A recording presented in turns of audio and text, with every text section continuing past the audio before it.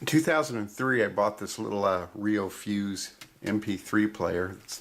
This is all the paperwork and discs for it, and it's stuffed in here for years. But I had lost the actual Fuse MP3 player until this week when I found it again in a gym bag out in my car.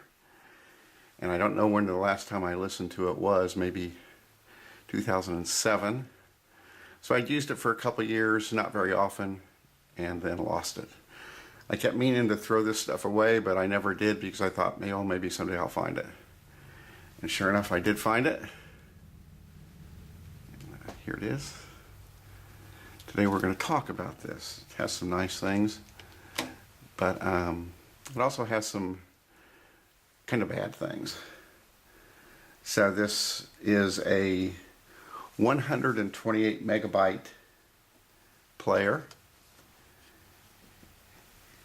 It can hold up to 4 hours of WMA music or 2 hours of MP3s. That'd be 60 WMA songs or 30 MP3 songs approximately. It has controls for repeat and random.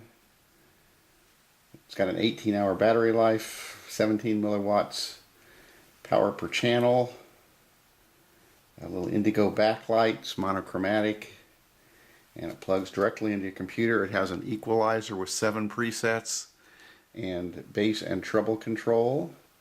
It came with some little Sennheiser earbuds. I've lost those long ago. But it didn't have an armband or a belt clip or a lanyard or FM radio or voice recorder, so it had its limitations. So we're going to look at this a little more closely here today.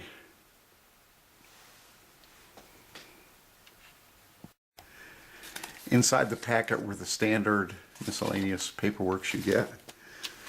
And interesting, I look at this and apparently it came with songs already loaded on the player, which are no longer there. I don't remember them actually.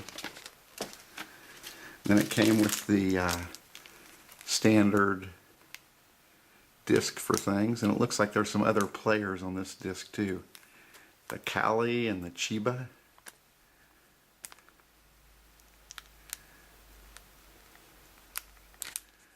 So I don't have that on any of my computers anymore, and I'm not going to load it on the one I have now.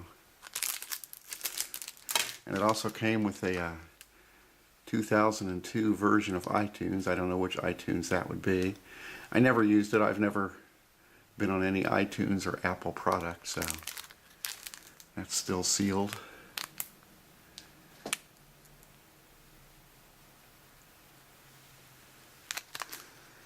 And it came, of course, with the online documentation is on the disc, but it came with the quick start guide here.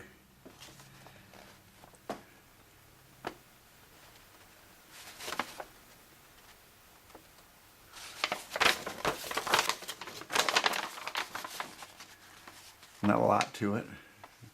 Pretty intuitive to set it up. Software lets you rip from CDs and transfer files and all the normal things you would expect from a MP3 player.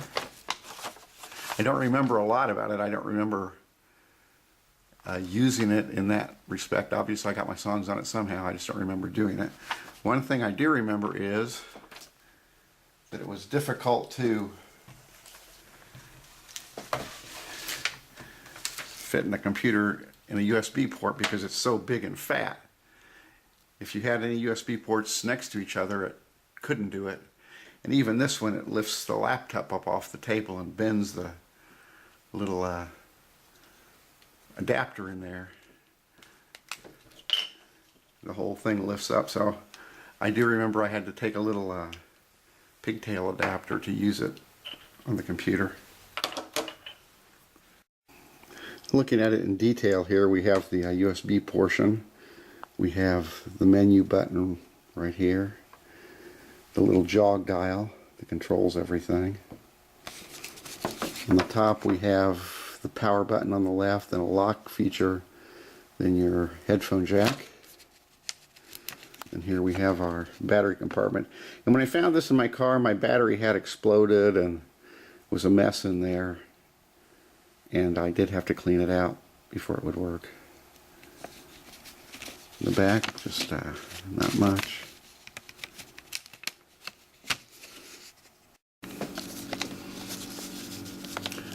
And on the sort of the right side of the unit, we have our volume up and down selectors. All right, powering it on.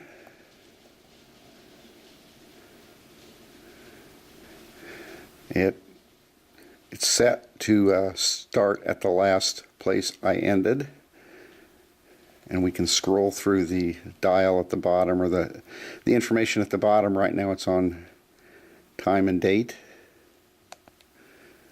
That's the equalizer settings, normal. That's how far I am into the track, and it's paused. And this is the second of 22 tracks on the player.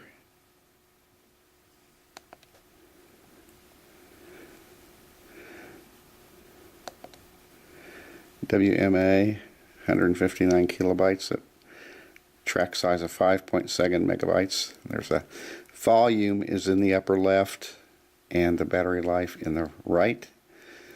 And pressing menu, you can go through various things, how you want to play the music, things like that. Equalizer, right now it's on normal. We can put it on rock, jazz, classical, pop, or trance. And bass and treble control is separate. You can go up to 14 decibels high and low on bass and treble. So you have a total of 28 decibels of control there. Oops, I didn't control it. There. Bookmarks. You can keep all of your settings as a bookmark if more than 2 people are using this, or if more than one person is using this. And when you come back, you can select a bookmark, and that person's settings will all be revived. It has a stopwatch setting. I always forget how to use this. But you can start it and stop it. Start it. I don't know how to do this. It does do laps and things like that.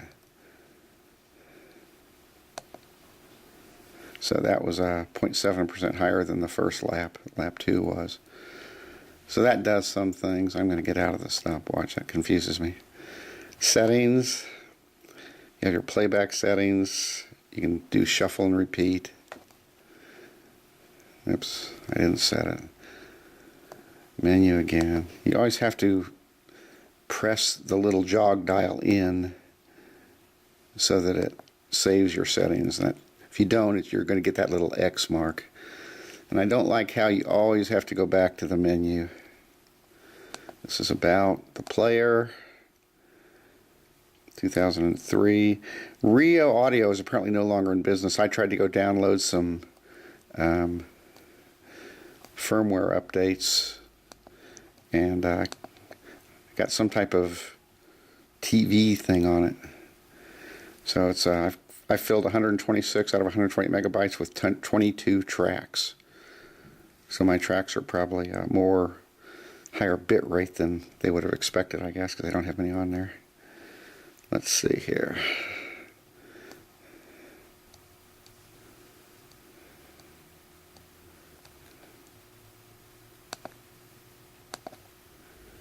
All right. What else can we do here? Menu again. There's other settings in there, I'm sure. Power. Okay, you can select your power, and you can do your power save till it turns back off.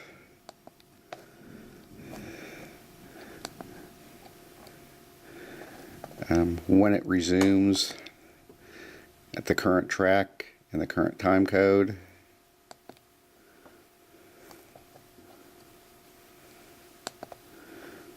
The display, your backlight and contrast, you can time those. I'm just going to X out of it again.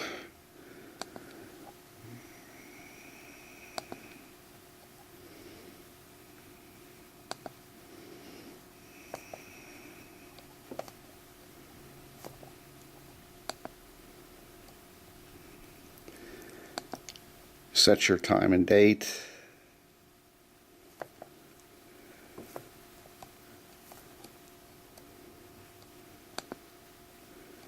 And you can set your lock button.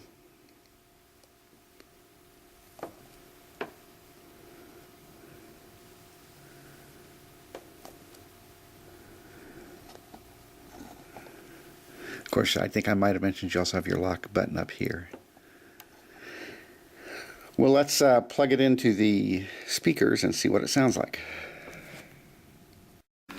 Alright, as we play our music, we're going to be putting it through a pair of Cambridge Soundworks computer speakers that I got with my Gateway computer back in about 1999. Alright, we're going to go through these kind of fast to prevent YouTube copyright problems. Let's see, this is the first of 22 tracks.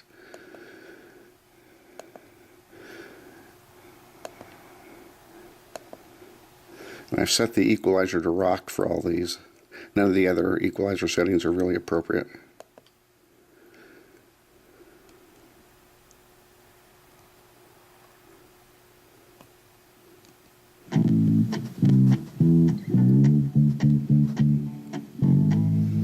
At some point I'll adjust the bass and treble settings just to see what it does. I wonder sometimes why I have the songs on here that I do. Some of them are embarrassing, to tell you the truth.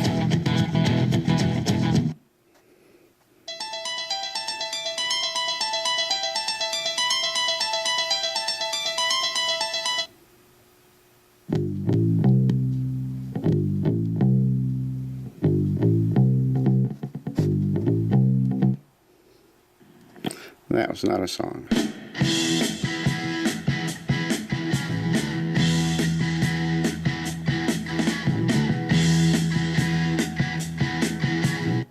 Let's pause this here. Go into the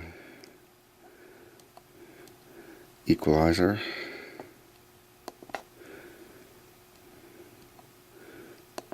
And I don't know why that thing has so much bass in it.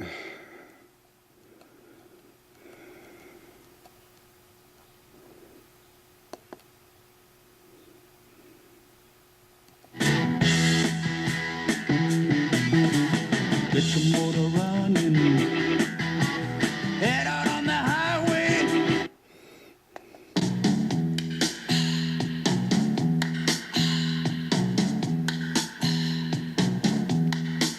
It's the time of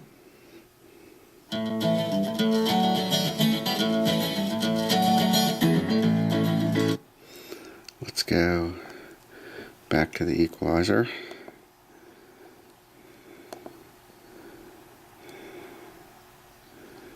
Let's bring the bass up. Take the treble down a little.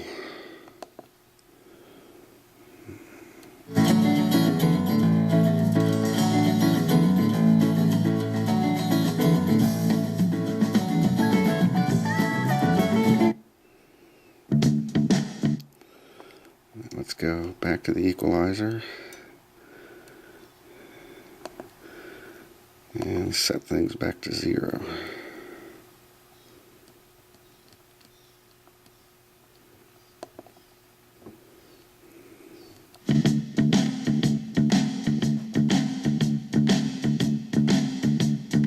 I don't need a whole lot of money.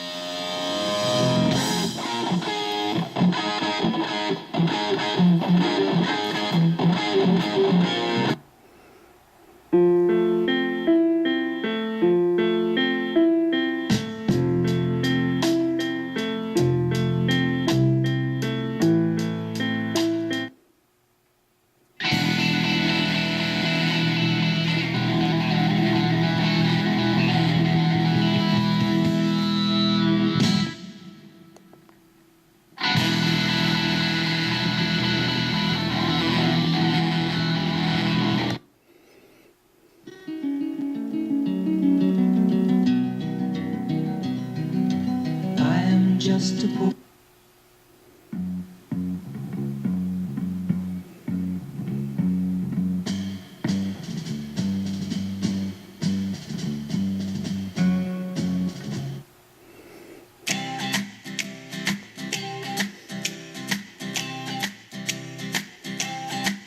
Well, I love a rainy night. I love a rainy night.